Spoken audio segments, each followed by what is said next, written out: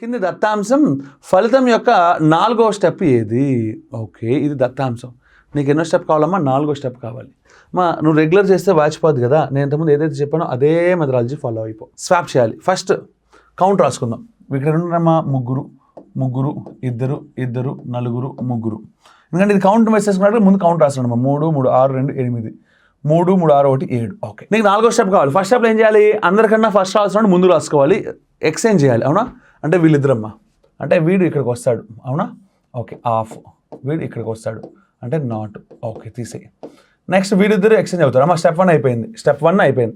Step 2 అంటే వీడు exchange అవుతాడు. ఎక్స్చేంజ్ అయితే ఇక్కడికి అజ్, ఇక్కడికి అవడమ్మా ఆలు. Okay, good. స్టెప్ 2 అయిపోయింది.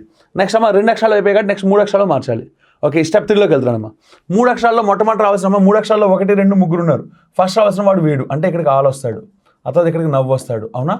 ఓకే, సో 1, 2 3 అక్షరాల్లో అయిపోయింది. స్టెప్ 3 అయిపోయింది. నీకు కావాల్సిన స్టెప్ 4 అంటే ఇప్పుడు చెప్పేదే కావాలి.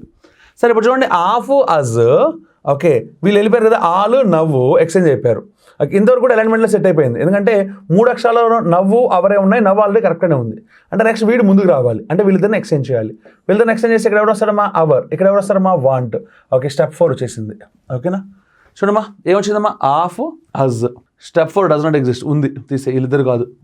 ఆఫ్ అజ్ తర్వాత ఆలు నవ్వు. ఆలు నవ్వ నాట. నవ్వు రాసాను పొరపాటున, నాటది. ఓకే, ఆలు నాటు. ఇదిగో ఇక్కడ నాటు వచ్చింది. తర్వాత నెక్స్ట్ అవర్ రావాలి. సరిపోయింది. అంటే సెకండ్ ఆప్షన్ సరిపోయింది. ఆలు అవర్ వచ్చింది చూడండి. అవర్ తర్వాత నాటు వచ్చింది కదా. ఈ 2 కుదరదు కదా మనకి. So that doesn't works. So N option second option is the answer. ఓకేనా?